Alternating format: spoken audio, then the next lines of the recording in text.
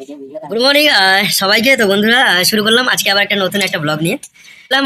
বর্তমানে সিঙ্গুরে খুব গরম পরিস্থিতি, আর এই গরমে গরম দিতেই আমি এলাম।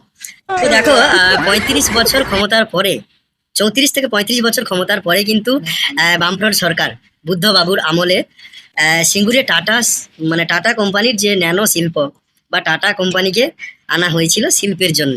হুম, গাড়ি তৈরি করবে, ছোট ছোট গাড়ি, যা মধ্যবিত্ত থেকে শুরু করে গরিব মানুষদের সাধ্যের মধ্যে থাকবে।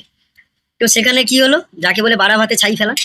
তো সেখানে আমাদের রাজ্যের যে বর্তমান পিসিমণি, উনি কি করলেন না, সিঙ্গুরের মানুষকে ভুলভাল বুঝিয়ে ওদের মাথায় ভালো ভালো কথা ঢুকিয়ে ওই শিল্পটা, মানে কি হওয়া শিল্পটাকে হাইকোর্ট সুপ্রিম কোর্ট করে নষ্ট হয়ে গেল।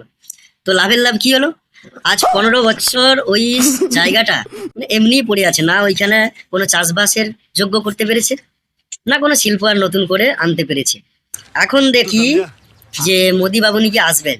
মোদি বাবু 18ই জানুয়ারি তো আসবেন কোথায়, সিঙ্গুরে। তো এখন দেখতে পাচ্ছি সোশ্যাল মিডিয়া জুড়ে যেসব মানুষ শিল্পকে তাড়িয়েছিল, মানে কি বলা যায়, হাতের লক্ষ্মীকে পায়ে ঠেলেছিল, ওই সব মানুষগুলাই, মানে সিঙ্গুরবাসীকেই স্পেশালি বলছি, ওরা কিন্তু নিজেরা গিয়ে নিজেদের মাঠগুলা পরিষ্কার করছে, তাই না? যে কোনো সংস্থা তো এখানে কাজ করছে যে মাঠটাকে একটু ভালো করে তৈরি করতে, প্যান্ডেলটাকে একটু ডেকোরেট করতে, কারণ একজন ভারতের প্রধানমন্ত্রী আসবে, যাই হোক করছে। কিন্তু সিঙ্গুরের যে মানুষজন, ওরা কিন্তু নিজেরা গিয়েও এখানে ঘাস পরিষ্কার করছে। তার কারণ কি? কারণ ওরাও বুঝে গেছে যে হাতের লক্ষ্মীটাকে পায়ে ঠেলে দিয়ে কি ভুলটা না করেছে। হুম, তাহলে লোকে এমনিতে বলে না, মানুষের সবার বুদ্ধি কিন্তু হাঁটুর উপরে থাকে না, অনেকের বুদ্ধি হাঁটুর নিচে থাকে। তাই সিঙ্গুরবাসীর বুদ্ধিটা হাঁটুর নিচেও ছিল না, ওদের বুদ্ধিটা ছিল তারও নিচে। বোঝা গেল? তাই দেখো, মানে সেদিকের 35, সেদিকের 15, তাহলে কত হলো? 35, 15, 50, তাই তো? এদের মানে সঠিক সিদ্ধান্ত নিতে এদের কাছে সময়টা লেগে গেল 50 বছর।